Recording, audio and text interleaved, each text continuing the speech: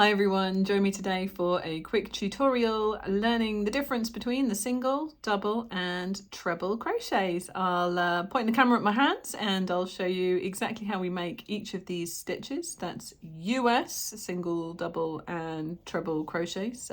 Ignore the accent, listen to the words. And yeah, let's see how we get on. Single, double and treble crochet stitches are fundamental to so many of the things that you'll make, not just individually, but because together they make up some of the more complicated stitches as well.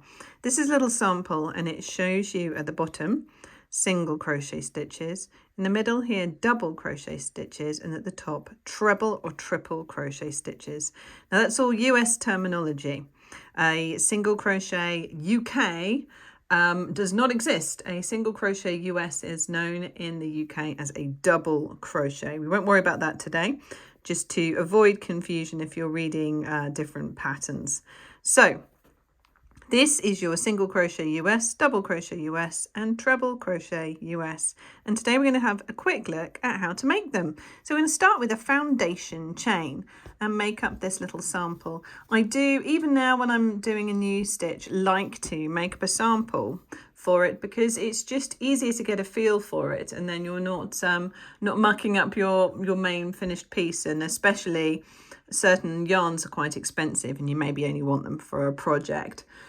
Today we're going to be using this Lily Sugar and Cream yarn because it's in a very bright colour that shows up nicely against my dark desk, and it's also cotton based, and that tends to fray less easily, and it is a more sort of homogeneous blob of a thread, so it's easier on these tutorials to see the individual stitches, which is really important when we're learning them again. So the first thing that we're going to do is cast on. We need to stick your finger out to the side and wrap your yarn around it twice. Take the back loop over the front loop, and then what was the front loop all the way over the end of your finger and pull it tight. You're then going to get your hook, pop it through there and pull that tight as well. So you've now cast your yarn onto your hook. I'm going to take your hand, your offhand, and you're going to wrap the yarn a couple of times around your little finger and then over the top here, and that's how you're going to make your tension. And tension is just a fancy word for tightness. The tightness of your stitches are controlled by this finger here. What we're going to do is to pull that finger backwards slightly to make this strand of yarn tighter, and that will make our stitches tighter or looser.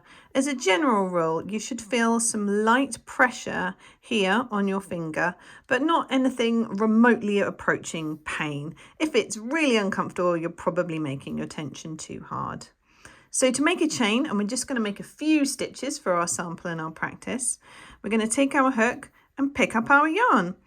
You can see just here that there's a little lipped hooked section to your hook, and that's for grabbing your yarn, and you're going to take that and pull it through there.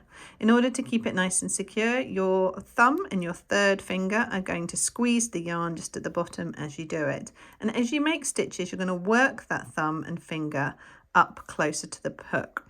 So yarn over your hook and pull it through. Pick up the yarn and pull it through. And I just want you to do that for me about a dozen times so that we've got a little chain of stitches to practice working back into. There we go, nice short chain there.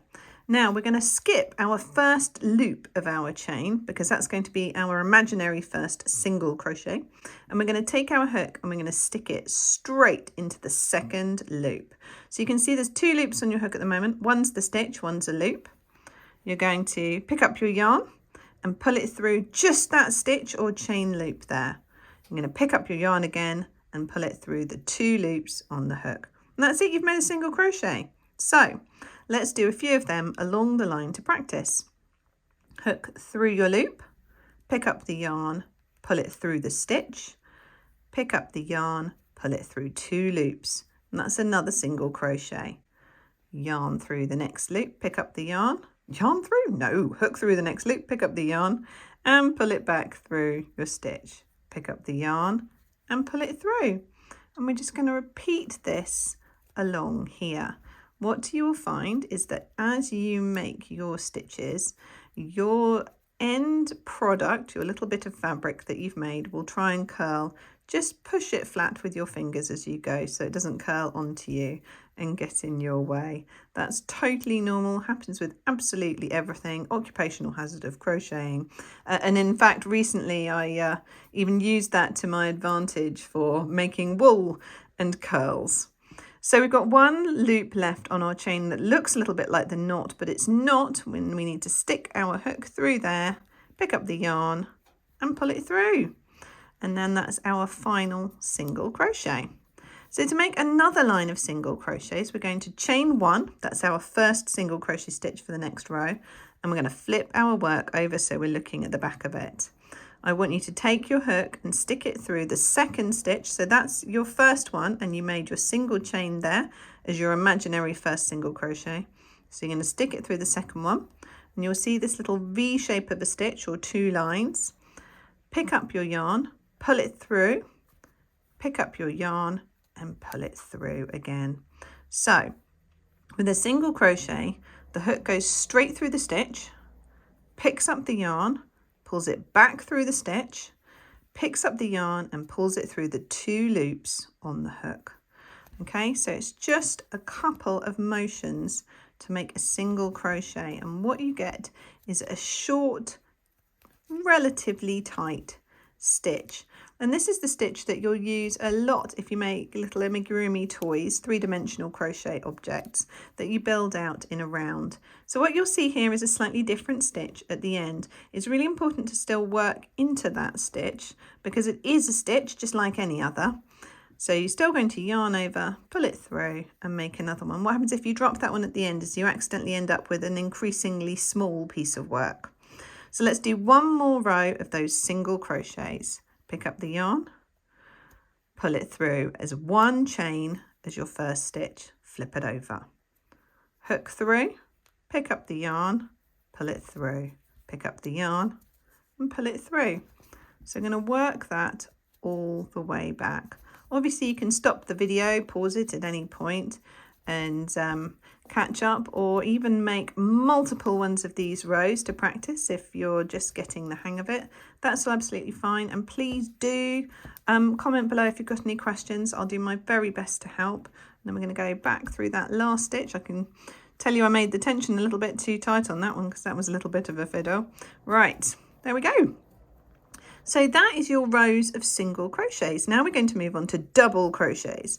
Because we're double crocheting, we're going to make a chain of 2 rather than 1 stitch.